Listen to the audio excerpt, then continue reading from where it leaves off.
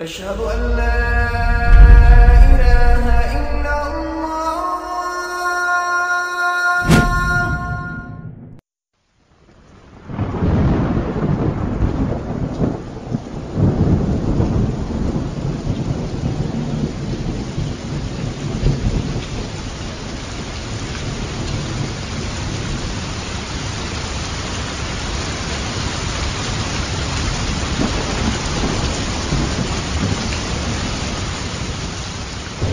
إنا أوحينا إليك كما أوحينا إلى نوح والنبيين من بعده وأوحينا إلى إبراهيم وإسماعيل وإسحاق ويعقوب والأسباط وعيسى وأيوب ويونس وهارون وسليمان وآتينا داود زبورا ورسلا قد قصصناهم عليك من قبل ورسلا لم نقصصهم عليك وكلم الله موسى تكليما رسلا مبشرين ومنذرين لئلا يكون للناس على الله حجة بعد الرسل وكان الله عزيزا حكيما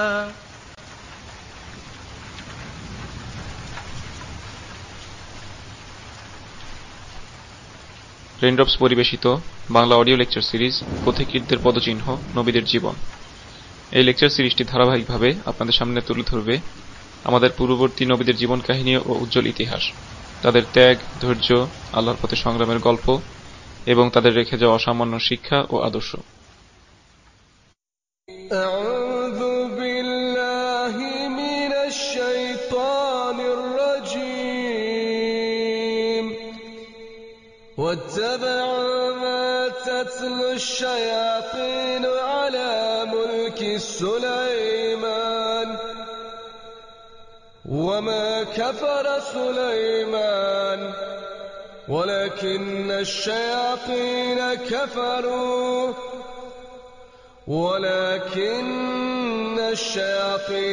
كفروا يعلمون الناس السحر وما أنزل على الملكين ببابل هاروت وماروت وما يعلمان من أحد حتى يقولا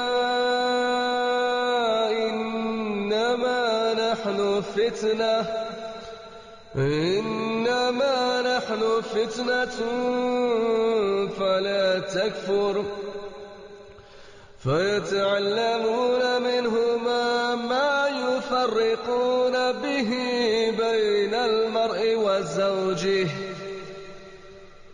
وما هم بضارين به من أحد إلا بإذن الله ويتعلمون ما يضرهم ولا ينفعهم ولقد علموا لمن اشتراه ما له في الآخرة من خلاق ولبئس ما شروا به أنفسهم لو كانوا يعلمون. أعوذ بالله من الشيطان الرجيم بسم الله الرحمن الرحيم. আজকে আমরা পথিকৃতদের পদচিহ্ন নবীদের জীবন লেকচার সিরিজের 30তম পর্বে আলোচনা করব সুলাইমান আলাইহিস সালামকে নিয়ে। এর আগে আমরা একটি পর্বে সুলাইমান আলাইহিস সালামকে নিয়ে আলোচনা করেছিলাম। সেই পর্বে মূলত আমরা কথা বলেছি সুলাইমান আলাইহিস সালামের সাথে রানী বিলকিসের যে একটা রাজনৈতিক দ্বন্দ্ব বা বিরোধ ছিল সে ঘটনাটা নিয়ে।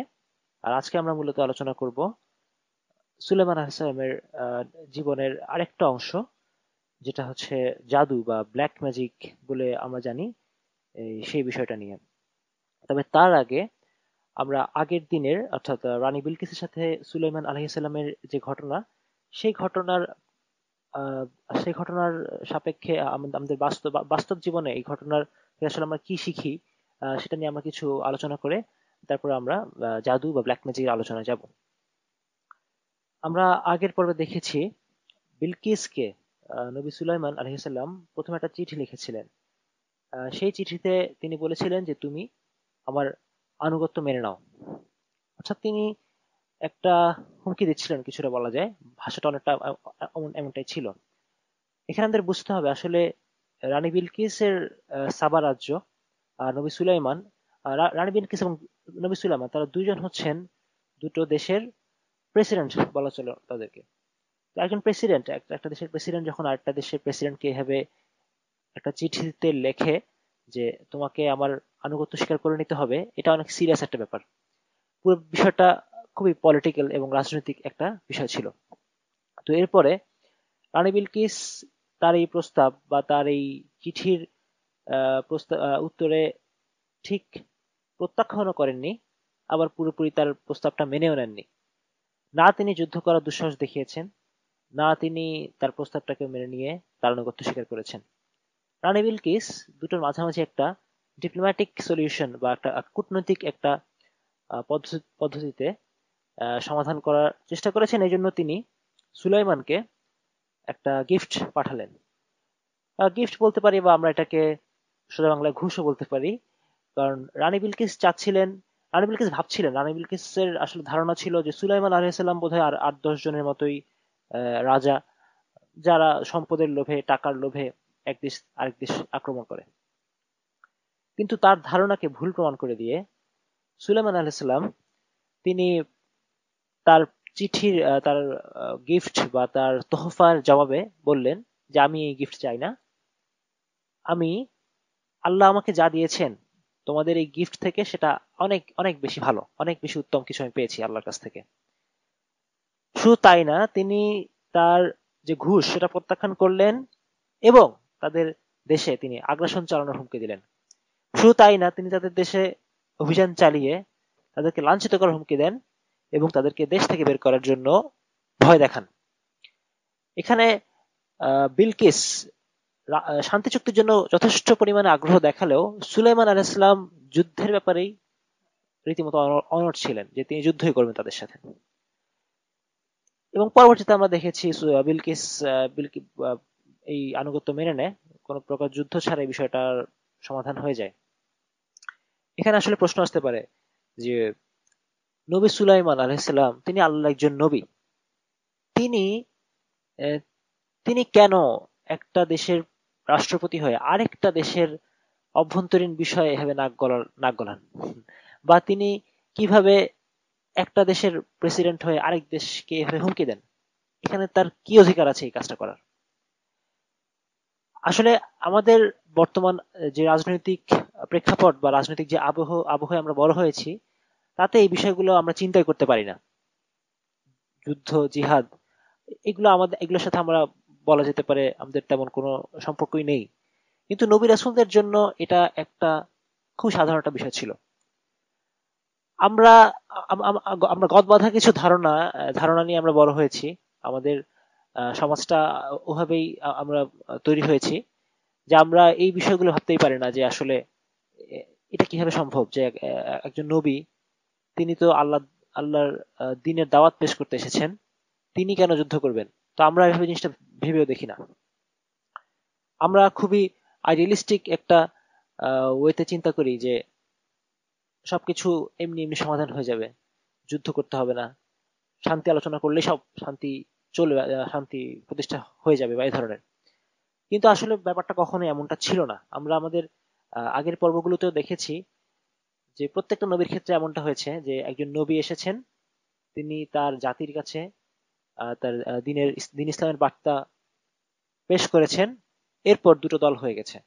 একটা দল তার বিরোধিতা করেছে, আর একটা দল তার পক্ষ নিয়েছে, এবং দুটো দলের মধ্যে চূড়ান্ত একটা ফয়সালা হয়। এই ফয়সালাটা কখনো কখনো প্রথম দিকের নবীদের ক্ষেত্রে আমরা দেখেছি যে আল্লাহ তাআলা আযাবের মাধ্যমে তাদেরকে ধ্বংস করে দিয়েছেন। পরবর্তীতে আল্লাহ তাআলা জিহাদের মাধ্যমে মুমিনদের হাতেই তার দুশমনদেরকে এবং নবীর শত্রুদেরকে আল্লাহ তাআলা ধ্বংস করেছেন। তো এখানে আমাদের সুলাইমান আলাইহিস সালামের এই যে ঘটনা, এখান থেকে আমরা ভালো করে চিন্তা করি এই ঘটনা নিয়ে, তাহলে আমাদের কয়েকটা ভুল ধারণা, যেটা আমাদের বর্তমান পলিটিক্যাল আবহাওয়াতে আমরা যে ধরনের ধারণা নিয়ে বড় হয়েছি সেই ধারণাগুলো আসলে ভেঙে যাবে। যেমন আমাদের মধ্যে একটা ধারণা আছে যে প্রতিটি দেশের জনগণ সেই দেশের নেতা এবং সেই দেশের নেতা হবে এবং তারা নিজেরাই নিজেদেরকে শাসন করবে, অন্য কারো তাদেরকে শাসন করার কোনো অধিকার নেই, এই ধরনের একটা ধারণা আমরা রাখি। কিন্তু এই এই কাহিনীতে আমরা দেখি সুলাইমান আলাইহিস সালাম অন্য একটা দেশের রাষ্ট্রপতি বা অধিপতি যাই বলি, অন্য একটা দেশের প্রধান হয়ে তিনি আরেকটা দেশকে হুমকি দিচ্ছেন।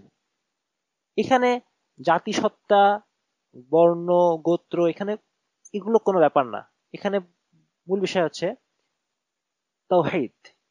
সুলাইমান আলাইহিস সালাম তিনি ছিলেন আল্লাহর নবী। তিনি শুধু দ্বীনের দাওয়াত মানুষের কাছে পৌঁছে দিতে আসেননি, বরং তিনি পৃথিবীর বুকে দ্বীনকেও প্রতিষ্ঠা করতে এসেছেন। কাজেই তিনি এমন একটা সম্প্রদায় বা এমন একটা জাতিকে চিঠি লিখেছেন যারা আল্লাহর দ্বীন সম্পর্কে গাফেল। তাই তিনি চেয়েছেন তারাও ইসলামের অধীনে চলে আসুক। এটাই একজন নবীর দায়িত্ব, যে তিনি দ্বীন কায়েম করবেন, তিনি শরিয়া কায়েম করবেন। এই কারণে তিনি অন্য এক দেশের হয়েও তিনি আরেকটা দেশকে এইভাবে করে অ্যাড্রেস করেছেন যে তোমরা আমার আনুগত্য মেনে নাও, তোমাদেরকে আল্লাহর দ্বীনের আনুগত্য মেনে নিতে হবে। এখানে আমাদের আরো একটা ধারণা থাকে যে আসলে সার্বভৌমত্বের বিষয়টা, যে একটা দেশের নির্দিষ্ট সীমানা ও সার্বভৌমত্ব থাকতে হবে এবং অন্য কারো সেটা লঙ্ঘন করার কোনো ধরনের অধিকার নেই। কিন্তু আসলে সুলাইমান আলাইহিস সালামকে আমরা দেখেছি তিনি সাবা রাজ্যের সার্বভৌমত্ব বলি বা সীমানা বলি কোনো কিছুর প্রতি আসলে কোন রকম তোয়াক্কা করেননি। তিনি তাদেরকে বলেছেন তোমরা আমার আনুগত্য মেনে নাও। তিনি তাদের ধর্মবিশ্বাস বা তাদের যে আদর্শ বা তাদের যে রাজনৈতিক সিস্টেম, পলিটিক্যাল সিস্টেম, এটার প্রতিও তিনি কোনো ধরনের সহনশীলতা সত্যি করার দেখাননি। আমরা বলে থাকি যে তারা তো অমুসলিম, অমুসলিমদের সাথে ইসলাম, অমুসলিমদের উপর ইসলাম চাপিয়ে দেওয়ার কি আছে? আসলে অমুসলিমদের উপরে ইসলামটাকে চাপিয়ে দিতে হয় যেন তারা ইসলামকে বুঝতে পারে, ইসলামকে যেন তারা দেখতে পারে। এখানে জোর করে কাউকে মুসলিম বানানো হয় না, মুসলিম বানানোর উদ্দেশ্য না। কিন্তু পৃথিবীর বুকে আল্লাহ তাআলা শুধুমাত্র ইসলামের শাসনকেই পছন্দ করেন, আর কোনো কিছুকে তিনি অনুমোদন দেন না। এটা শুধু সুলাইমান আলাইহিস সালামের ক্ষেত্রে না, আমরা রাসূলুল্লাহ সাল্লাল্লাহু আলাইহি সাল্লামের সময় এবং তারপরে দেখেছি সাহাবীরা আরব থেকে কিভাবে পৃথিবীর সব জায়গায় ছড়িয়ে গেছেন। রাসূলুল্লাহ সাল্লাল্লাহু আলাইহি সাল্লামকে পাঠানো হয়েছিল শুধুমাত্র আরবে, একমাত্র মদিনায় কোন রকম শক্তি প্রয়োগ ছাড়াই সেখানে ইসলাম প্রতিষ্ঠা পেয়েছিল। কিন্তু এটা ছাড়া প্রায় প্রতিটা জায়গায় সাহাবারা জিহাদের মাধ্যমে প্রতিটা জায়গা মুক্ত করেছেন এবং সেখানে ইসলাম কায়েম করেছেন। তো এটাই হচ্ছে ইসলামের কলাকৌশল, এর মাধ্যমে ইসলাম পৃথিবীর সব জায়গায় আসলে ছড়িয়ে যায়। এখানে মুসলিমরাই এই দায়িত্ব নিয়েছে। রাসূলুল্লাহর মৃত্যুর পরে সাল্লাল্লাহু আলাইহি ওয়াসাল্লাম সাহাবারা এই দায়িত্ব নিয়েছিলেন যে তারা ইসলামকে পৃথিবীর সব জায়গায় ছড়িয়ে দেবেন। এখানে আরো একটা বিষয় আসে, যে আমাদের একটা ধারণা যে ইসলামে শুধুমাত্র জিহাদ করতে হবে তখনই যখন মুসলিমরা বাইরের শত্রু দ্বারা আক্রান্ত হবে। কিন্তু আমরা এখানে দেখি সুলাইমান আলাইহিস সালাম নিজ থেকে গিয়ে তিনি বিলকিসকে হুমকি দিচ্ছেন জিহাদের, নিজ থেকে গিয়ে তিনি জিহাদের হুমকি দিচ্ছেন। অথচ সাবা রাজ্যের পক্ষ থেকে কোন রকমের হুমকি, আগ্রাসন বা যুদ্ধের কোন ধরনের সিদ্ধান্ত বা ঘোষণা দেওয়া হয়নি। সুলাইমান আলাইহিস সালাম নিজ থেকে গিয়ে এই জিহাদ ঘোষণা করছেন। এবং সাহাবাদের ক্ষেত্রে আমরা দেখি যে তৎকালীন পারস্য এবং রোমান সাম্রাজ্যের ক্ষেত্রেও সাহাবারা এমনটাই করেছেন, নিজ থেকে গিয়ে যুদ্ধ করেছেন। এর কারণটা আসলে কি?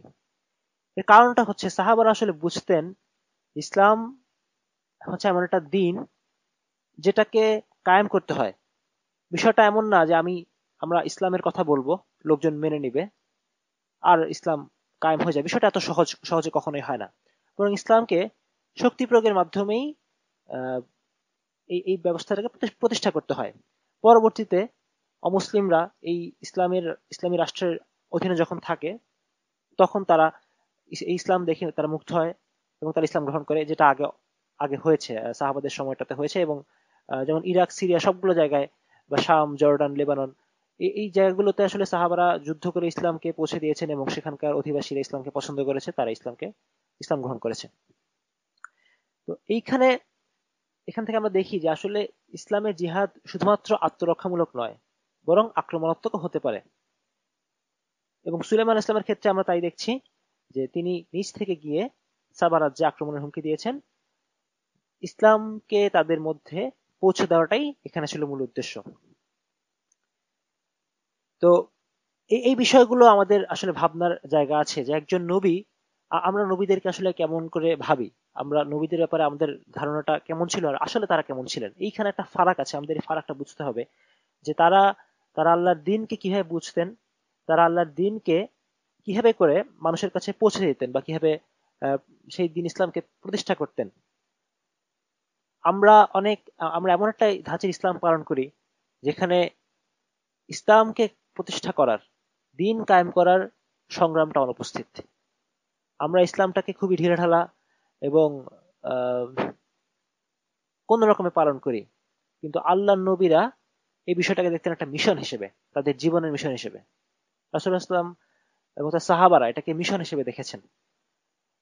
তারা নিছক কয়েকটা গদ বাঁধা ব্যক্তিগত ইবাদত করেই ক্ষান্ত হননি, বরং তারা ইসলামকে মানুষের কাছে পৌঁছে দিয়েছেন তরবারি দিয়ে, এবং মানুষ ইসলামকে কাছ থেকে দেখেছে তখন, এবং মানুষ ইসলাম পছন্দ করে ইসলাম গ্রহণ করেছে।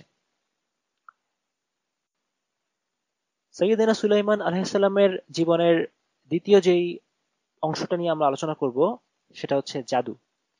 এই জাদুকে আমরা চিনে থাকি কালো জাদু বা ইংরেজিতে ব্ল্যাক ম্যাজিক নামে, আরবিতে বলা হয় সেহের। কোরআনে সেহের কথাটাই জাদুর ক্ষেত্রে ব্যবহার করা হয়। এই জাদু আসলে কোন জাদু? এই জাদু কিন্তু টিভি বা ইন্টারনেটে আমরা অনেক সময় দেখি যে হাত সাফাইয়ের জাদু, হঠাৎ করে এই জিনিসটা উধাও হয়ে গেল, হঠাৎ করে এই জিনিসটা নাই হয়ে গেল। এই ধরনের জাদুকে আসলে আমরা বলছি, এই ধরনের জাদু নিয়ে আমরা কথা বলছি না। আমরা সেই জাদু নিয়ে কথা বলছি যেগুলো মানুষের মনস্তত্ত্ব এবং অন্তরের উপরে প্রভাব ফেলতে সক্ষম। যেমন আমরা জানি আমাদের সমাজে এটা এখন বেশ প্রকট আকার ধারণ করছে আস্তে আস্তে, যে জাদুর মাধ্যমে স্বামী স্ত্রীর মধ্যে বিচ্ছেদ তৈরি করে দেওয়া, কিংবা কোন একটা মানুষের ক্ষতি করার জন্য তার ব্যবসার ক্ষতি করা, কিংবা তার শারীরিক স্বাস্থ্যের অবনতি ঘটানো। এই ধরনের কিছু জাদু যেটা অদৃশ্য একটা শক্তির মাধ্যমে একটা মানুষের উপরে প্রভাব ফেলে এবং তার জীবনে বিভিন্ন ক্ষতির কারণ হয়ে দাঁড়ায়। আমরা সেই জাদু নিয়ে কথা বলছি। এই জাদুকেই আরবিতে বলা হয় সেহর। আমরা মুসা আলাইহিস সালাম এবং ফেরাউনের ঘটনায় আমরা জাদু দেখেছি। সেই জাদুটা ছিল হাত সাফাইয়ের বা চোখের বিভ্রম, যে তাদের ফিরাউনের যে জাদুকররা ছিল তারা একটা একটা কিছু জিনিসকে অদৃশ্য করে দিয়েছিল, আর মুসা আলাইহিস সালামের সেই তাদের যে জাদু ছিল সেটা মুসা আলাইহিস সালামের লাঠি সাপ হয়ে তাদের সেটা খেয়ে ফেলে। তাদের তখন বোঝা যায় তাদের এই জাদুটা আসলে যথেষ্ট শক্তিশালী ছিল না। কিন্তু আমাদের সমাজে যে জাদুগুলো করা হয়, জাদুটোনা যেটাকে আমরা বলি, এই জাদুটা অনেক বেশি শক্তিশালী অন্য জাদুগুলোর তুলনায়। এবং মজার ব্যাপার হচ্ছে এই জাদুর সাথে আসলে সুলাইমান আলাইহিস সালামের সম্পর্কটা কিভাবে এলো। সম্পর্কটা এলো এভাবে যে ইহুদিরা সুলাইমান আলাইহিস সালামকে, ইহুদিরা শুধু নয়, এখানে যারা ফ্রিম্যাসন সংগঠন যেসব এখন আছে পৃথিবীতে, তারা এই জাদুর উৎস হিসেবে সুলাইমান আলাইহিস সালামকে দায়ী করে। তারা বলে যে সুলাইমান আলাইহিস সালাম নাকি মানুষকে এই জাদুগুলো শিক্ষা দিয়েছেন। জাদু আসলেই আছে, এটার উৎস ইহুদিরা নিজেই। সুলাইমান আলাইহিস সালাম অবশ্যই এটার উৎস নন। তো এই বিষয়টা নিয়ে কোরআনে আল্লাহ তাআলা একটা আয়াত নাজিল করেছেন সুলাইমান আলাইহিস সালামের চারিত্রিক তারা যে অপবাদ দেয় সেই অপবাদের জবাব দিতে, যে সুলাইমান আলাইহিস সালাম জাদু শিক্ষা দেননি, এই জাদু শিক্ষা দিয়েছে খোদ শয়তান। তো এই জাদু হচ্ছে একটা সায়েন্স বা একটা ইলম বলতে পারি আমরা। তো কারা এই ইলম শিক্ষা দিল, কাদের থেকে এই শিক্ষাটা আসলো? এর সূচনা হয়েছিল বাবেল শহরে। ইহুদিদের উপরে রাজা নাবুকআন-নাসের, তার যে ব্যাবিলনিয়ান আর্মি, তারা ইহুদিদেরকে আক্রমণ করে একটা সময়ে, এবং তারা ইহুদিদেরকে রীতিমতো ছিন্ন ভিন্ন করে দেয়। এরপরে তারা ইহুদিদেরকে ধরে নিয়ে তারা দাস হিসেবে ব্যবহার করে, এবং সেই সময় থেকে ইহুদিদের যে আল্লাহর দিন থেকে যে বিকৃতি বা আল্লাহ দিন থেকে তাদের সরে আসা, তখন থেকে তারা বেশ তাদের তাদের যে কিতাবগুলো বিকৃত করা শুরু করে। আজকে ইহুদিরা তাদের ধর্ম বলতে যেটা বোঝায় সেটা কিন্তু তাদের কিতাব তাওরাত না, বরং তারা অনুসরণ করে তালমুদ। এই তালমুদ লিখেছিল ইহুদি যাজকেরা, এবং এই যাজকরা ব্যাবিলনের একটা জাহেলি এবং ভ্রান্ত পরিবেশ দ্বারা প্রভাবিত ছিল। এভাবেই ইহুদিরা আস্তে আস্তে তাদের কিতাব ছেড়ে তালমুদের দিকে যেতে শুরু করে, এবং এই তালমুদ গুলো লিখেছিল তাদের যাজকরা। এই যাজকরাই আসলে সত্যি বলতে তাদের দিন বুঝতো না, বরং তারা ব্যাবিলনিয়ান যে একটা পরিবেশ, সেই ভ্রান্ত পরিবেশ দ্বারা অনেকখানি প্রভাবিত ছিল। তো এখান থেকে এই তালমুদ, এই ব্যাবিলন থেকেই তালমুদ গ্রন্থের উৎপত্তি। জাদু, সিক্রেট অর্ডার বা আমরা এই ধরনের যে বিষয়গুলো, সেগুলো এই ব্যাবিলন থেকে এসেছে। এখানে আরেকটা উল্লেখযোগ্য বিষয়, সেটা হচ্ছে টেম্পল অফ সুলাইমান, যেটাকে যেটা মন্দির, ইহুদিরা বলে থাকে টেম্পল অফ সুলাইমান বলে একটা টেম্পল বা একটা মন্দির আছে। আসলে এ ধরনের কোনো কিছুর অস্তিত্ব নেই। তারা বলে যে মসজিদুল আকসা যেখানে, সেটার সাথেই তারা আসলে এই টেম্পল অফ সুলাইমানকে সম্পৃক্ত করে, কিন্তু আদৌ সুলাইমান আলাইহিসসালাম কখনোই এ ধরনের কোনো মন্দির নির্মাণের সাথে জড়িত ছিলেন না। এই এই মসজিদের প্রকৃত নির্মাতা হচ্ছেন ইয়াকুব আলাইহিসসালাম। এটা হাদিসে আছে যে ইব্রাহিম আলাইহিসসালাম কাবাঘর নির্মাণ করার 40 বছর পর ইয়াকুব আলাইহিসসালাম তিনি এই মসজিদুল আকসা নির্মাণ করেন। সুলাইমান আলাইহিসসালাম যেটা করেন সেটা হচ্ছে এই মসজিদকে সম্প্রসারিত করেন, অর্থাৎ এটার যে এরিয়া সেটাকে বর্ধিত করেন। টেম্পল অফ সুলাইমান ইহুদিদের যে কথিত টেম্পল, এবং এর সাথে যেই অতি প্রাকৃত শক্তি, অনেক অনেক কথা তারা বলে, যত কল্পকাহিনী আমরা শুনি, এগুলো সবই মিথ্যা।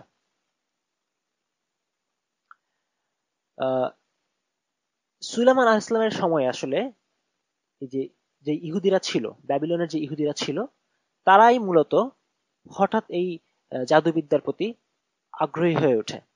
জাদুবিদ্যা শেখার জন্য তারা উঠে পড়ে লাগে। এই ব্যাপারে আসসুদ্দি তিনি বর্ণনা করেন, সুলাইমান জানতে পারেন যে শয়তান শহরের লোকদেরকে জাদুবিদ্যা শেখাচ্ছে। তিনি তখন সবার কাছ থেকে জাদু বিষয়ক যত বইপত্র আর পুঁথি পেলেন, সেগুলো সব একত্রিত করে সিংহাসনের নিচে পুঁতে ফেললেন। এরপর আইন জারি করলেন, যে কেউই এই জাদুটনা শিখবে, এগুলোর অভ্যাস করবে, অথবা অন্যকে তা শেখাবে, তাকে হত্যা করা হবে, কেননা এগুলো এসেছে শয়তানের কাছ থেকে। অর্থাৎ সুলাইমান আলাইহিস সালাম তিনি এই জাদুবিদ্যাকে নিষিদ্ধ করেছেন, যেন কেউ এইগুলো শিখে মানুষের কোনো ক্ষতি করতে না পারে, এবং এগুলো তিনি লুকিয়ে রাখেন তার সিংহাসনের নিচে। কিন্তু তার মৃত্যুর পরে ইবলিশ আসলো, মানুষের আকৃতি নিয়ে আসে, এবং তখন সে ব্যাবিলনের লোকদের কাছে যায়, গিয়ে বলে, আচ্ছা তোমরা কি জানো এই যে সুলাইমান, সে এত ক্ষমতা কোথা থেকে পেল? আমরা জানি যে সুলাইমান ইসলাম ক্ষমতাবান ছিলেন, তাকে সবকিছুর উপরে ক্ষমতা দেওয়া হয়েছিল। তিনি জিন, তিনি পাখি, তিনি বাতাস, তিনি সবকিছু নিয়ন্ত্রণ করতে পারতেন। তো শয়তান বলল, তোমাকে জানো যে সুলাইমান কিভাবে করে এত ক্ষমতার অধিকারী হলো? আসলে শয়তান তাকে এসব কিছু শেখাতো। এটা শয়তানই তখন মানুষের বেশে এসে মানুষকে বলতে লাগলো যে শয়তান সুলাইমানকে এত ক্ষমতা দিয়েছে, আমি তোমাদেরকে প্রমাণ দেব। এই প্রমাণ হচ্ছে, তোমরা যাও সুলাইমান আলাইহিস সালামের সিংহাসনের নিচে খুঁড়ে দেখো, তাহলে তোমরা দেখবে যে আমি সত্য বলেছি কিনা। তখন মানুষ শয়তানের কথা মতো সুলাইমান আলাইহিস সালাম যে সিংহাসনে বসতেন সেটা তারা খুঁড়ে দেখলো। সেখানে তারা দেখলো যে অনেক জাদুর বইপত্র। এখান থেকে তখন লোকজন কথা ছড়িয়ে দিল, গুজব ছড়িয়ে দিল যে আচ্ছা, সুলাইমানের সিংহাসনের নিচে তো জাদুবিদ্যার বইপত্র পাওয়া গেছে, তার মানে সুলাইমান নিশ্চয়ই এইসব জ্ঞান ব্যবহার করে এত ক্ষমতার অধিকারী হয়েছেন। তো এই মিথ্যা দাবি তা ছড়িয়ে পড়লো আল্লাহর নবী সুলাইমান আলাইহিস সালামের বিরুদ্ধে। তখন আল্লাহ তাআলা কোরআনে এই বিষয়টির কে মিথ্যা দাবি তার বিরুদ্ধে একটি আয়াত নাজিল করলেন। واتبعوا ما تتلو الشياطين على ملك سليمان وما كفر سليمان ولكن الشياطين كفروا তারা ওই শাস্ত্রের অনুসরণ করলো যা সুলাইমানের রাজত্বকালে শয়তান চালু করেছিল। সুলাইমান কুফরি করেছিল শয়তান। অর্থাৎ এই আয়াত থেকে আল্লাহ তাআলা দুটো ব্যাপার পরিষ্কার করছেন। এক, জাদুবিদ্যার যে কুফরি আল্লাহ তাআলা পরিষ্কার করে বলছেন ওয়ামা কাফারা নবী সুলাইমান কুফরি করেননি, কুফরি করেছে শয়তান। ওয়ালাকিন্নাশ শায়াতিনা কাফারু। দুই, এখান থেকে আমরা এটা বুঝতে পারি যে জাদু বা কালো জাদু বা সেহের এটা কুফরি। আল্লাহ বলছেন যে সুলাইমান এই জাদু করেনি, এ কুফরি করেনি, কুফরি করেছে শয়তান। অর্থাৎ আল্লাহ তাআলা সুলাইমান আলাইহিস সালামের যে নিষ্কলুষ চরিত্র সে ব্যাপারে সাক্ষ্য দিচ্ছেন এবং বলে দিচ্ছেন যারা এই কাজ করে তারা হচ্ছে কাফের, জাদু হচ্ছে কুফরি। এইখানে আমরা একটা মজার জিনিস হচ্ছে এই আয়াতে আল্লাহ তাআলা বাবেল শহরের নাম উল্লেখ করেছেন। আমরা কোরআনের অন্য কোথাও তেমন আসলে দেখি না যে আল্লাহ তাআলা কোরআনে কোনটা স্থানের নাম উল্লেখ করেছেন। কারণ আমরা আগেই বলেছি, বারবার একটা কথা বলেছি যে নবীদের গল্পে স্থান কাল পাত্রগুলো গুরুত্বপূর্ণ নয়।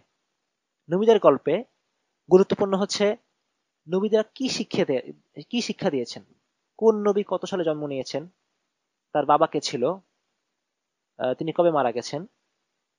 এগুলো আল্লাহ তাআলা আনার প্রয়োজন বোধ করেননি, কারণ এগুলো জেনে আমাদের কোনো উপকার আসবে না। তবে তারা কি শিক্ষা দিয়েছেন, তারা কিভাবে স্ট্রাগল করেছেন, তারা কিভাবে আল্লাহর দ্বীনকে মানুষের কাছে পৌঁছে দিয়েছেন, তাদের ধৈর্য, তাদের অধ্যবসায়, এই জিনিসগুলো আমাদের শেখার বিষয়। কিন্তু এই একটা ক্ষেত্রে আমরা দেখছি যে আল্লাহ তাআলা বাবেল শহরের নাম উল্লেখ করেছেন। যেহেতু আল্লাহ তাআলা একটা শহরের নাম উল্লেখ করেছেন, তার মানে নিশ্চয়ের পেছনে কোনো একটা কারণ আছে।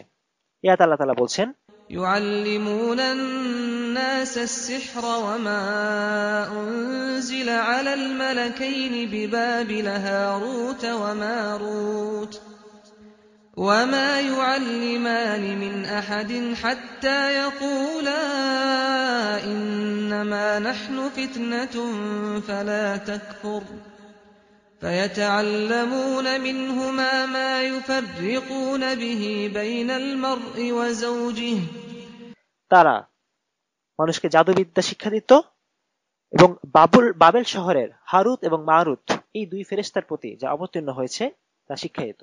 ইউআল্লিমুনা নাস আস-সিহর, তারা মানুষকে জাদুবিদ্যা শিক্ষা দিত। বাবেল শহরের নাম উল্লেখ করার কারণ হলো এই বাবেল শহর থেকেই জাদুটোনা, সিক্রেট অর্ডার, যত তন্ত্রমন্ত্র, সমস্ত বিকৃত যত বিষয় আশয় সবগুলো সূচনা এই বাবেল শহরে। এটা আসলে শুধুমাত্র কোরআন না, এটা ইতিহাস ঘাটলেও আমরা বাবেল শহরের সাথে এই জাদুবিদ্যার যে সম্পৃক্ততা সেটার প্রমাণ আমরা পাই। এই বিষয়টি আল্লাহ তাআলা কোরআনে লিপিবদ্ধ করেছেন একটা কারণে, যেন মানুষ জানতে পারে, যেন মানুষ বুঝতে পারে যে কোথা থেকে এই জাদুর প্র্যাকটিস কোথা থেকে এসেছে। এই ব্যাপারে যে দুজন ফেরেশতার নাম বলা হয়েছে হারুত এবং মারুত, তারা ছিল দুজন ফেরেশতা, তাদের কাছে জাদুর জ্ঞান ছিল, অর্থাৎ তাদের কাছে এই ইলমটা ছিল। কিন্তু তারা যখন এই মানুষদেরকে এই জাদু শিক্ষা দিল, তারা বলে দিল যে এটা হচ্ছে কুফরি বিদ্যা। কোরআনে আল্লাহ তাআলা বলেছেন, তারা বলছে আমরা যে জ্ঞানের শিক্ষা দিচ্ছি এটা হচ্ছে কুফর, সুতরাং এই শিক্ষা নিও না, কেননা এসব কিছু হলো পরীক্ষা। অর্থাৎ হারুত এবং মারুতের মাধ্যমে আল্লাহ তাআলা মানুষের পরীক্ষা নিয়েছেন। অর্থাৎ এই জাদুর বিদ্যা শিখিয়েছিল হারুত এবং মারুত, কিন্তু এই জাদুবিদ্যা শেখানোর উদ্দেশ্য এটা ছিল না যে লোকজন এই জাদু শিখবে এবং মানুষের উপরে এই জাদুকে প্রয়োগ করবে, বরং হারুত এবং মারুতকে জাদুবিদ্যা দিয়ে তাদের কাছে পাঠানো হয়েছিল তাদের পরীক্ষা নেওয়ার জন্য। এই শিক্ষাটা এমন, তারা আগেই বলে দিয়েছে তোমরা যদি এটা শেখো, তোমরা যদি এটা প্র্যাকটিস করো, তাহলে এটা হবে কুফরি। কিন্তু তারপরে কিছু মানুষ বলল যে আমরা এই জাদুবিদ্যা শিখতে চাই, যে কারণে এরপর তারা এই জাদুবিদ্যা শিখলো এবং এরপর যুগ যুগ ধরে তাদের এই শিক্ষা, তারা হারুত মারুত থেকে যেটা শিখেছে, তারা যুগ যুগ ধরে তারা এই শিক্ষাকে চালু রেখেছে। তো এখানে একটা প্রশ্ন আসতে পারে যে আল্লাহ তাআলা যদি হারুত এবং মারুতকে পাঠিয়ে থাকেন, তাহলে মানুষের কি দোষ? আল্লাহ তাআলা এই তো হারুত এবং মারুতের মাধ্যমে জাদুর শিক্ষা মানুষের কাছে পাঠিয়েছেন। এখানে বিষয়টা হচ্ছে যে আসলে আল্লাহ তাআলা এটাকে একটা পরীক্ষা হিসেবে পাঠিয়েছেন, এটাকে প্র্যাকটিস করার জন্য পাঠাননি। আল্লাহ তাআলা দুনিয়াতে এরকম অনেক কিছু পাঠান, অনেক অবস্থা তৈরি করেন, অনেক কিছু মানুষের কাছে দেন, যেটা তার জন্য একটা পরীক্ষা। ধন সম্পদ মানুষের জন্য একটা পরীক্ষা, সন্তান সন্ততি মানুষের জন্য একটা পরীক্ষা। তো তেমনি এই জাদুটা ছিল ইহুদিদের জন্য একটা পরীক্ষা, যে এটা কুফরি, এটা আগেই বলা হয়েছে তোমরা এটা করো না, প্র্যাকটিস করো না, কিন্তু যদি তোমরা এটা করো তাহলে তোমরা কাফের হয়ে যাবে। এবং মানুষ সেটা কেন করেছে, হয়তো দুনিয়ার কারণে বা যে কোনো আগ্রহের কারণে হোক, তারা এই বিদ্যাটা আত্মস্থ করেছে এবং এভাবে তারা এটাকে প্র্যাকটিস করার মাধ্যমে তারা কুফরি করেছে। কিন্তু আল্লাহ তাআলা কখনো মানুষকে এই কাজটি করতে বলেননি। মানুষ নিজ থেকে এই পরীক্ষায় পা দিয়েছে এবং এরপর তারা বিপথে চলে গেছে। তো আল্লাহ তাআলা বলছেন, অতঃপর তারা তারা তাদের কাছ থেকে অর্থাৎ হারুত এবং মারুতের কাছে এমন জাদু শিখত, ইউফাররিকুনা বিহি বাইনাল মারই ওয়া যাওজি, যার দ্বারা স্বামী এবং স্ত্রীর মধ্যে বিচ্ছেদ ঘটে। অর্থাৎ এই জাদু, তারা যে জাদুবিদ্যা শিখেছে ব্যাবিলনের ইহুদিরা, এই জাদুর মাধ্যমে স্বামী স্ত্রীর মধ্যে বিচ্ছেদ বা তালাক ঘটিয়ে দেওয়া সম্ভব ছিল। যখন স্বামী বা স্ত্রী দুইজনের একজনের উপর জাদু করা হয়, তখন তাদের মধ্যে প্রচন্ড ঘৃণা কাজ করতে শুরু করে। অবস্থা এমন হয়ে দাঁড়ায় যে তাদের পক্ষে একসাথে সংসার চালিয়ে যাওয়া আর সম্ভব হয় না, তখন তালাক হয়ে যায়। তো এটা হচ্ছে জাদুর, কোরআনে শুধুমাত্র একটি উপসর্গের কথা বলা হয়েছে জাদুর, যে তার পরিবার বা সংসার ভেঙে যায়। যদিও এটা ছাড়া জাদু অনেক রকম জাদু হয়, কিন্তু কোরআনে শুধুমাত্র আল্লাহ তাআলা এই একটা বলেছেন, এবং আমরা দেখি যে বাস্তব জীবনে দেখি যে এটা হচ্ছে সবচেয়ে জনপ্রিয়, স্বামী এবং স্ত্রীর মধ্যে বিচ্ছেদ করিয়ে দেওয়া। তবে এখানে একটা জিনিস মাথায় রাখা প্রয়োজন, সেটা হচ্ছে স্বামী স্ত্রীর মধ্যে সব সমস্যা যে জাদুর কারণে হয় ব্যাপারটা এমন না। কোনো প্রকার সমস্যা হলেই তাই এটা জাদুর কারণে হয়েছে, ম্যাজিক করা হয়েছে, এমনটা ভাবা ঠিক নয়। কখনো কখনো মানুষের মধ্যে সত্যি সত্যি অমিল থাকে, এই কারণে মানুষের মধ্যে ভুল বোঝাবুঝি হয়। তো সেক্ষেত্রে আমাদেরকে বুঝতে হবে যে যদি কখনো কোনো দম্পতির মধ্যে কোনো সমস্যা হয়, এটা কি তাদের ব্যক্তিত্বের কারণে হচ্ছে নাকি বাহ্যিক কোনো জাদুর প্রভাবে হচ্ছে, এটা আমাদেরকে বুঝে আগাতে হবে সমস্যা সমাধানের দিকে। যার উপর জাদু করা হয় তার শরীরের একটা অংশ নিয়ে এই জাদুটা করতে হয়, যেমন চুল বা নখ, এই ধরনের কিছু একটা। এগুলো জিনদের সাহায্যে বেঁধে রাখা হয়, এগুলোকে বলা হয় গিট, আক্ত বা গিট। এই গিট বাঁধার মাধ্যমেই এই জাদুটা কার্যকরী হয়। কখনো কখনো আসলে শরীরের কোনো অংশ ছাড়াও জাদু করা সম্ভব হয়। রাসূলের উপরে জাদু করা হয়েছিল, রাসূল সাল্লাল্লাহু আলাইহি ওয়াসাল্লামের উপরে জাদু করা হয়েছিল। আমরা জানি যে এক ইহুদি, সে নবী সাল্লাল্লাহু আলাইহি ওয়াসাল্লামের উপর জাদু করে, এরপর সেই গিট বাঁধা যে জিনিসটি সেটা সে কুয়ার মধ্যে ফেলে দেয়। এর প্রভাবে রাসূল সাল্লাল্লাহু আলাইহি ওয়াসাল্লাম অসুস্থ হয়ে যান। এরপরে আল্লাহ তাআলা জিবরিলকে পাঠান, জিবরিল এসে সেই কুয়া থেকে সেই গিট, যে বাধা গিট, সেটাতে তুলে আনেন এবং এরপরে জাদুর প্রভাব কেটে যায়। তো অনেক সময় এই গিট যেন মানুষ খুঁজে না পায়, তখন জাদুকররা যেটা করে সেটা হলো তারা এই গিটকে তারা ফেলে দেয় সমুদ্রের মধ্যে অথবা মরুভূমির মধ্যে, যেন এই জিনিসটা মানুষ খুঁজে না পায়। তো জাদুর বিদ্যার যে সত্যিকার অর্থে যদি জাদুগুলো অনেক যে উদ্দেশ্যে জাদুগুলো জাদুকররা করে, যদি তারা সবকিছু করতে পারতো, তাদের উদ্দেশ্য যদি সফল হতো, তাহলে পৃথিবীতে কোনো মানুষ বেঁচে থাকতে পারতো না। কিন্তু এখানেও আসলে একটা সীমাবদ্ধতা আছে। আমরা দেখি আমাদের চারপাশ থেকে দেখি যে মানুষের মধ্যে বিভেদ তৈরি করে দেওয়া, স্বামী স্ত্রীর মধ্যে, পরিবারের মধ্যে বিভেদ তৈরি করে দেওয়া, মানুষের স্বাস্থ্যের অবনতি করা, কোনো একটা অসুখ লাগিয়ে দেওয়া শরীরে, এমনকি মেরে ফেলার জাদুও আমাদের সমাজে আছে। এবং এই জাদুকররা সমাজের নিকৃষ্টতম জীব, তারা সামান্য কিছু টাকার জন্য এই জাদুগুলো করে। কিন্তু সবাই যদি এভাবে জাদু করতেই থাকতো, তাহলে পৃথিবীতে কোনো মানুষ বেঁচে থাকতে পারতো না। কিন্তু আমরা দেখছি যে আসলে মানুষ বেঁচে আছে এবং জীবন চলছে। এর মানে আসলে বোঝা যায় যে জাদুকরদের হাতেই সবকিছু নয়। যদিও জাদুকরদের হাতে এই অস্ত্রটা আছে, কিন্তু এই অস্ত্র ঠিক কতটুকু মানুষের উপরে কার্যকর হবে সেটা জাদুকরদের হাতে নয়, সেটা আল্লাহর হাতে। এই জন্য আল্লাহ বলছেন, وما هم بضارين به من أحد إلا بإذن الله ويتعلمون ما يضرهم ولا ينفعهم আল্লাহর অনুমতিতেই সবকিছু সংগঠিত হয়।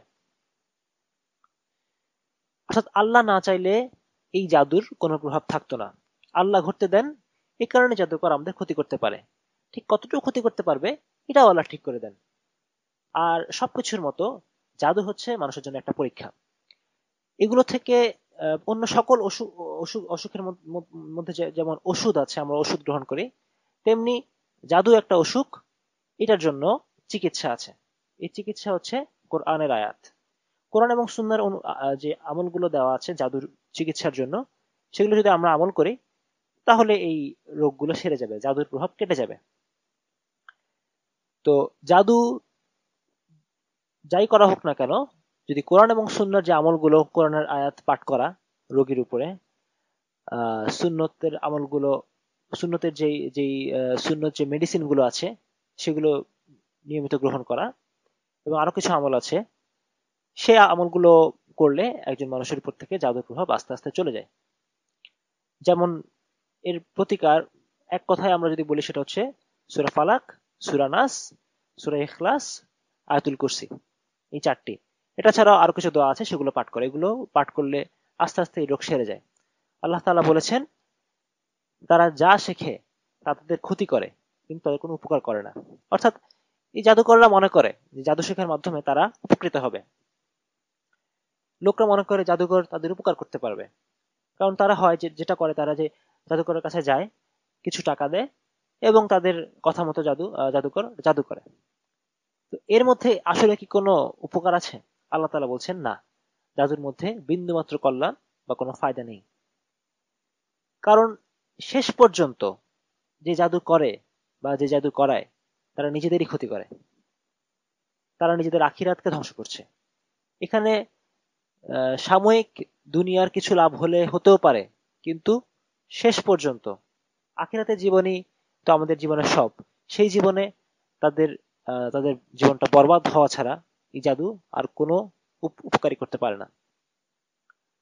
এই জাদুকরদের ব্যাপারে মুসলিম আলেমরা অনেক পড়াশোনা করেছেন, যে তারা কিভাবে জাদু করে, তাদের যে জাদুর যে ইলম, তারা সেটা কিভাবে প্রয়োগ করে, এই বিষয়গুলো নিয়ে তারা অনেক গবেষণা করেছেন। শাইখুল ইসলাম ইবন তাইমিয়া রাহিমাহুল্লাহ, তিনি এটা নিয়ে অনেক বিস্তারিত লেখালেখি করেছেন, যে জাদুকরদের জাদুবিদ্যার বিষয়ে। তিনি তাদের যে পদ্ধতিগুলো বলেছেন, যে একজন মানুষ কিভাবে জাদুকর হয়, কিভাবে সে জাদুবিদ্যা শেখে, তার যে পদ্ধতি বর্ণনা করেছেন তা ভয়াবহ। এখানে একজন মানুষ কখনো বিনা পরিশ্রমে জাদুবিদ্যা শিখতে পারে না, তাকে এটার জন্য অনেক কষ্ট করতে হয়, অনেক স্যাক্রিফাইস করতে হয়। জিনরা মানুষকে জাদুবিদ্যা শেখায়, অর্থাৎ একটা জিনের সাথে একটা মানুষের যোগাযোগের মাধ্যমে তারা জাদুবিদ্যা শেখে, এবং জিনরা কখনো আসলে বিনামূল্যে এই জিনিসগুলো মানুষকে শিক্ষা দেয় না। ধাপে ধাপে একটা মানুষকে জাদুবিদ্যাগুলো শিখতে হয়, এবং তাদেরকে অনেক একটার পর একটা কষ্টকর অভিজ্ঞতার মধ্য দিয়ে যেতে হয়। তাদেরকে সবচেয়ে নোংরা সব কাজ করতে হয়, যেন জিন তাদের উপরে খুশি হয় এবং জিন তখন তাদেরকে সাহায্য করে জাদুতে। অর্থাৎ পুরো মেকানিজমটা হচ্ছে এমন যে জিনকে খুশি করতে হয়, শয়তানকে খুশি করতে হয়। জিন এবং শয়তানকে খুশি করার মাধ্যমে একজন মানুষ আস্তে আস্তে জাদুর যে শক্তিগুলো, সেই শক্তিগুলো তারা আস্তে আস্তে অর্জন করতে থাকে। কি সেই নোংরা কাজ, যেই কাজগুলোর মাধ্যমে একজন মানুষ জাদুবিদ্যা শেখে? তারা মহিলাদের মাসিকের যে অপবিত্র রক্ত, সেটা তারা খায়। ব্যাঙ, সাপ, কীটপতঙ্গ, পেশাব পায়খানা ইত্যাদি নোংরা, বিশ্রী এবং খুব বাজে কিছু কাজ তাদেরকে করতে হয়। এগুলো তাদের খেতে হয়, তাদেরকে ময়লা অসুস্থকর পরিবেশে তাদেরকে দিন কাটাতে হয়। এগুলো করলে জিন খুশি হয়। আসলে পুরো বিষয়টা হচ্ছে জিন এই মানুষগুলোকে অপমান করতে চায়। অপমান করলে তখন এবং মানুষ যখন জিনের আনুগত্য করা শুরু করে, তখন জিন খুশি হয় এবং তখন তাদেরকে জাদুর যে এল, তখন তারা সেই শিক্ষাগুলো দেয়। শুধু তাই না, তারা মানুষকে বলে যে মানুষের রক্ত দিয়ে কোরআনের আয়াত লিখতে হবে, এবং তারা সেটা করে। সেগুলোর উপরে তাদেরকে হাঁটতে বলে, কোরআনের আয়াতের উপরে তাদেরকে হাঁটতে বলে। পেশাব পায়খানা করার পরে কোরআনের পাতা দিয়ে ইস্তিনজা করতে বলে, অর্থাৎ নাপাক অংশগুলো, শরীরের নাপাক যে জিনিসগুলো, সেগুলো কোরআনের পাতা দিয়ে তাদেরকে মুছতে হয়। শয়তানের কাছে তাদেরকে সিজদা করতে হয়, মূর্তির সামনে সিজদা করতে হয়। এই এক একটা পর্যায়ে আস্তে আস্তে অতিক্রম করতে করতে করতে করতে একজন মানুষ জাদুকর হতে পারে। এখানে তার কি লাভ? জাদুকরের লাভ হচ্ছে, যখন সে জাদুকর হতে পারে তখন সে মানুষ থেকে অর্থের বিনিময়ে বা অন্যান্য সুবিধার বিনিময়ে জাদুগুলো করে। তো এখানে তার লাভ হচ্ছে আর্থিক লাভ। আর শয়তানের লাভ হচ্ছে, শয়তান একটা মানুষকে আল্লাহর পথ থেকে দূরে সরিয়ে তার আনুগত্য করাতে সক্ষম হয়। একজন জাদুকর শয়তানের পূজারী, এটাই শয়তানের সাফল্য। শয়তানের কোনো আর্থিক কোনো লাভ নেই। শয়তানের উদ্দেশ্য হচ্ছে একজন মানুষকে আল্লাহর পথ থেকে দূরে সরিয়ে দেওয়া। সে যেন টাকার উদ্দেশ্য হোক বা যে কারণে হোক আল্লাহর পথ থেকে সরে আসে এবং শয়তানের আনুগত্য করে। শয়তান যা যা বলে সে ঠিক তাই তাই করে, নোংরা কাজগুলো করে, ইচ্ছা করে যেন মানুষকে সে অপমানিত করতে পারে, লাঞ্ছিত করতে পারে। এটাই হচ্ছে শয়তানের উদ্দেশ্য। এবং এভাবেই একটা মানুষ আস্তে আস্তে জাদুকর হতে পারে, এবং এই পর্যায়গুলো অতিক্রম করার আগ পর্যন্ত একটা মানুষ জাদুকর হতে পারবে না, তাকে সেই শক্তি দেওয়া হয় না। ইসলামে আসলে এই জিনদের ব্যাপারে হুকুম কি? জিনদের কাছ থেকে এই যে সাহায্য চাওয়া, এটা সম্পূর্ণ হারাম। জিনদের কাছে কোনো প্রকার সাহায্য চাওয়া যাবে না। এমনকি মানুষ এমন একটা ভুল করে যে যখন কারো উপরে জাদু করা হয় তখন সে এই জাদুর প্রভাব কাটানোর জন্য অন্য জাদুকরের কাছে গিয়ে সাহায্য চায়। সেই জাদুকর অন্য আরেক জিনকে দিয়ে জাদুর প্রভাব কাটানোর জন্য তাকে কাজে লাগায়, কিন্তু এটাও করা যাবে না। অর্থাৎ জিনদের কাছে কোনো প্রকার সাহায্য চাওয়া যাবে না। জাদুটনা থেকে মুক্তি পাওয়ার জন্য একটাই আল্লাহ রাসূলুল্লাহ সাল্লাল্লাহু আলাইহি ওয়াসাল্লাম উপায় শিখিয়ে দিয়েছেন, সেটা হচ্ছে কোরআন পাঠ করা। আল্লাহ তাআলা বলেছেন কোরআনে আছে শিফা। জাদুর যে আয়াত, সেই আয়াতেই আল্লাহ তাআলা বলছেন, وَلَقَدْ عَلِمُوا لَمَنِ اشْتَرَاهُ مَا لَهُ فِي الْآخِرَةِ مِنْ خَلَاقٍ وَلَبِئْسَ مَا شَرَوْا بِهِ أَنفُسَهُمْ لَوْ كَانُوا يَعْلَمُونَ। যে কেউ জাদু অবলম্বন করে তার জন্য পরকালে কোনো অংশ নেই। যার বিনিময়ে তারা তাদের আত্মা বেচে দিয়েছে তা খুবই মন্দ। যার বিনিময়ে তারা তাদের আত্মাকে বিক্রি করে দিয়েছে তা খুবই মন্দ, যদি তারা জানতো। আর যদি তারা ঈমান আনতো, যদি তারা তাকওয়া অবলম্বন করত, তাহলে আল্লাহর কাছ থেকে তারা উত্তম প্রতিদান পেত, যদি তারা জানতো। এই আয়াতগুলো থেকে সাহাবীরা বুঝতে পেরেছিলেন যে জাদু করা হচ্ছে কুফরি। শুধু এটা এমন একটা কুফরি, যে কুফরি করার কারণে মানুষ আর মুসলিম থাকে না, মুসলিম থাকবে না, সে কাফের হয়ে যাবে। এই কারণে ওমর বিন খাত্তাব রাদিয়াল্লাহু আনহু তিনি তার খিলাফতকালে ইসলামী রাষ্ট্রের যেসব গভর্নর ছিলেন তাদেরকে একটা চিঠি লেখেন যে প্রত্যেক জাদুকরকে তোমরা হত্যা করবে। এটাই জাদুকরদের ব্যাপারে ইসলামিক জুরিসপ্রুডেন্সের একমাত্র আইন। জাদুকরদেরকে পেলে হত্যা করতে হবে, এই ব্যাপারে কোনো দ্বিমত নেই। এটাই হচ্ছে তাদের জন্য হদ বা আল্লাহর নির্ধারিত বিধান বা শাস্তি। আল্লাহ তাআলা নবী সুলাইমানকে জাদু শিক্ষা দেননি, বরং নবী সুলাইমান এই জাদু যেন মানুষ যেন জাদু শিখে মানুষের ক্ষতি করতে না পারে, সেজন্য তিনি আইন জারি করেছিলেন যেন মানুষ যেন এই জিনিসগুলো না শিখে, এবং যে এগুলো শিখবে তাকে হত্যা করা হবে। তিনি আল্লাহর কাছে দোয়া করেছিলেন, হে আল্লাহ, আমাকে এমন এক রাজত্ব দান করুন যেমন রাজত্ব আমার পরে আর কেউ পাবে না। এমন এক রাজত্ব তিনি চেয়েছেন যে রাজত্ব তারপরে আর কেউ পাবে না, এবং সত্যি সত্যি আল্লাহ তাআলা তার এই দোয়া কবুল করেছিলেন। তাকে এমন একটা রাজত্ব দিয়েছিলেন যে রাজত্ব আর কেউ পায়নি। খোদ রাসূলুল্লাহ সাল্লাল্লাহু আলাইহি ওয়াসাল্লামও এই দোয়া করেননি এবং তিনিও পাননি। এটা ছিল সুলাইমান আলাইহিস সালামের একটা ইউনিক একটা বৈশিষ্ট্য। তিনি সবকিছুর উপরে আল্লাহ তাআলা তাকে ক্ষমতা দিয়েছেন। তিনি শয়তানদেরকে নিয়ন্ত্রণ করতে পারতেন। শয়তান জিনরা তার জন্য কাজ করত, তার জন্য খাটাখাটনি করত, তার হুকুম পালন করত। তিনি তাদেরকে দাস শ্রমিকের মতো করে খাটাতেন, শয়তানদেরকে। তাদের উপর ইচ্ছে করে তিনি কঠিন কঠিন কাজ দিতেন এবং তারা এগুলো সম্পূর্ণ করার জন্য বাধ্য ছিল। এটা ছিল তাদের জন্য একটা শাস্তি, এবং সুলাইমান আলাইহিস সালামের জন্য এটা ছিল একটা সার্ভিস বা একটা সেবা নেওয়ার মতো। তিনি তাদেরকে যখন খাটাতেন, তারা তার আদেশ মানতে বাধ্য ছিল, তাদের আর কোনো উপায় ছিল না। যখন সুলাইমান আলাইহিস সালাম মারা গেলেন, তখনও এই শয়তানরা এই কাজগুলো চালিয়ে যেতে থাকে, কেননা তারা আসলে বুঝতে পারেনি যে তিনি মারা গেছেন। কারণটা হচ্ছে, তিনি যখন মারা যান, তিনি ছিলেন তখন তার সিংহাসনে বসা, তার ছড়িতে ভর দেওয়া অবস্থায়, তার যেটা লাঠি ছিল সেই লাঠিতে ভর দেওয়া অবস্থায়। শয়তানরা তখন তাকে দেখে বুঝতে পারেনি যে তিনি আসলে মারা গেছেন, কিন্তু তিনি আসলে তখন মারা যান ওই অবস্থাতেই। তো এরপরেও এই কারণে তারা দীর্ঘদিন এই কাজ চালিয়ে যায়। কিন্তু একটা সময় উই পোকা এসে তার যে লাঠি সেটা খাওয়া শুরু করে, এরপর ছুরিটা ভেঙে যায়, তিনি মাটিতে পড়ে যান। তখন শয়তান বুঝতে পারে যে সুলাইমান আলাইহিস সালাম মারা গেছেন। এবং এরপর এর আগ পর্যন্ত কিন্তু তারা সুলাইমান আলাইহিস সালামের আদেশ অনুযায়ী এক নাগারে খেটে যাচ্ছিল। তো ইহুদিরা বলে যে সুলাইমান আলাইহিস সালাম শয়তানের দ্বারা প্রভাবিত হয়েছিলেন, শয়তানরা তাকে নিয়ন্ত্রণ করত। কিন্তু আল্লাহ তাআলা ইহুদিদের এই বক্তব্যের বিপরীতে সাক্ষ্য দিচ্ছেন। তিনি বলছেন, যখন আমি সুলাইমানের মৃত্যু ঘটালাম, তখন কিছুই তাদের মৃত্যু সম্পর্কে জানতে দেয়নি। অর্থাৎ আমি যখন সুলাইমানের মৃত্যু ঘটালাম, তখন তারা সেটা বুঝতে পারেনি। শুধুমাত্র মাটির কীট ব্যতীত সে খেয়ে ফেলেছিল তার লাঠি।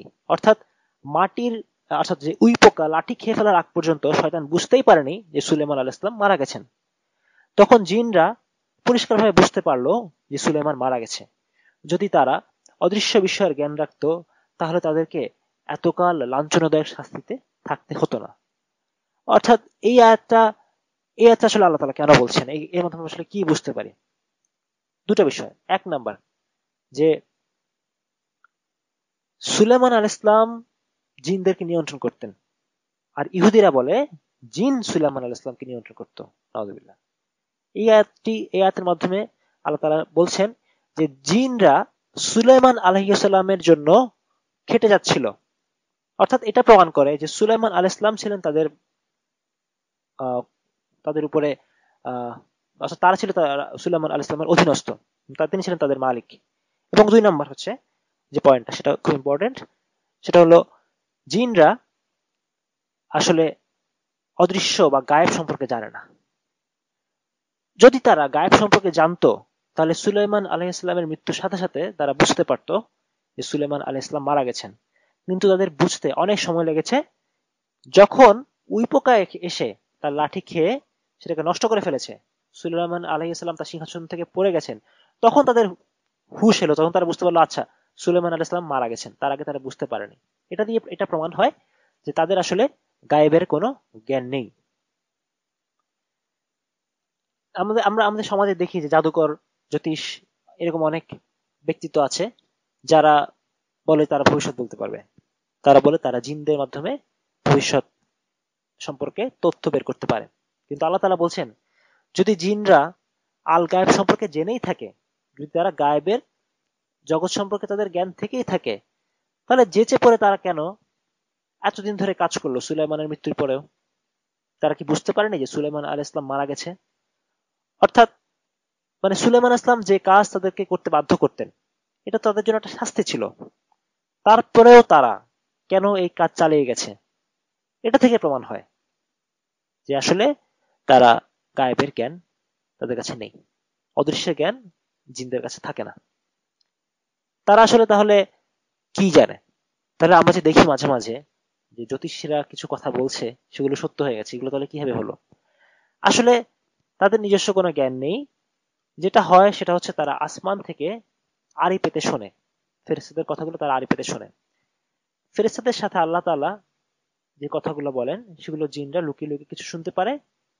আবার প্রতিটা কথার সাথে তারা নিজ থেকে 99টা কথা, একটা কথার সাথে তারা 99টা কথা যোগ করে, মিথ্যা কথা যোগ করে। তো এগুলো গণকদের কানে যায়, গণকরাই তখন এগুলো বলে। তো এর থেকে বেশি আসলে জিনদের কোনো ক্ষমতা নেই।